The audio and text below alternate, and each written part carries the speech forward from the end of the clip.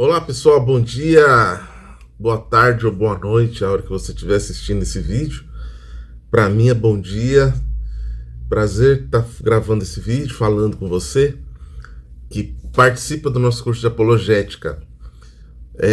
Como vocês sabem, eu tinha planejado para hoje a gente falar um pouquinho sobre Deus, sobre as provas da existência de Deus, mas acabei mudando para um tema também muito importante e que as pessoas têm muitas dúvidas ou mesmo muitas críticas, que é a questão do Novo Testamento, da Bíblia de forma geral. Então eu quero começar esta aula tratando com vocês a respeito dos conceitos que nós temos na manuscriptologia bíblica. A manuscriptologia bíblica é o estudo dos manuscritos antigos, né? Então, manuscrito é aquele texto escrito à mão, né? Manuscrito. E a manuscriptologia bíblica, ela estuda esse período da história em que os textos bíblicos eram de fato copiados à mão, não existia ali a imprensa. Então, nós chamamos de manuscriptologia bíblica, esta fase da escritura em que ela era copiada largamente, manuseada, pouca durabilidade.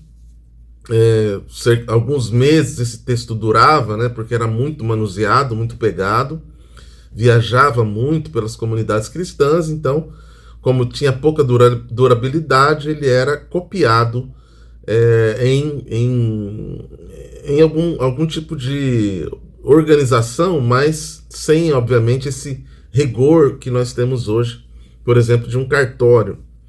Então, quais são as qualidades dos livros? Primeiro, nós temos os canônicos.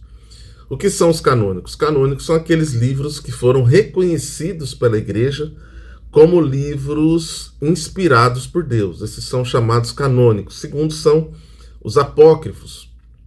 Os livros apócrifos foram aqueles livros que foram analisados pela igreja, passaram por critérios de análise, de autoria, de história, né? Aquilo que a gente chama de historicidade, e foram rejeitados. Então, esses livros não foram aceitos ou reconhecidos, mas chegaram a ser analisados, passaram por critérios de análise que a igreja tinha com relação a esses textos. Terceiro, chamados deuterocanônicos. Os deuterocanônicos são aqueles que foram canonizados num segundo momento. Então, eles foram canonizados num segundo concílio. Nós temos na Igreja Católica o Concílio de Trento, por exemplo, que é o concílio que vai canonizar muitos textos que não estavam. Por quê? Porque a Igreja Católica não tinha um cânon definido antes da Reforma Protestante. Tinha lá os papiros guardados, os pergaminhos guardados, mas não havia lá um cânon definido. É exatamente em função da Reforma e em função da Contra-Reforma, que é a resposta católica à Reforma, ou seja, o Concílio de Trento, que a Igreja organiza o seu cânon. Então, muitos desses livros, eles não estavam nos sínodos católicos. Então, eles vão entrando depois, são chamados deuterocanônicos. E os chamados pseudepígrafos. Esses pseudepígrafos são textos que são falsamente atribuídos a um autor.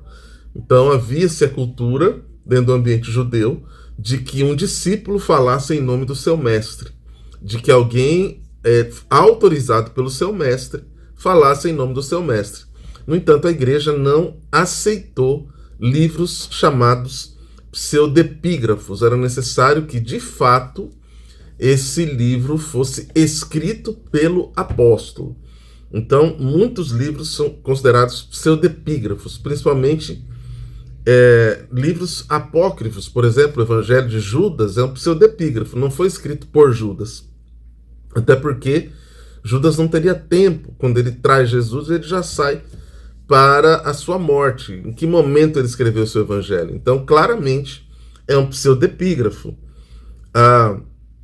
Outros pontos importantes que eu quero tratar com vocês, e eu peço que vocês peguem a sua Bíblia aí, está em textos como, por exemplo, a primeira carta de Paulo aos Coríntios,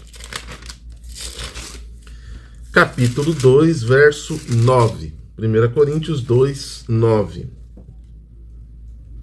Assim diz: mas, como está escrito, nem olhos viram, nem ouvidos ouviram, e aí Paulo continua, e temos uma expressão aqui, como está escrito. É uma expressão muito comum na teologia de Paulo, em Romanos, em Coríntios, em textos mais densos.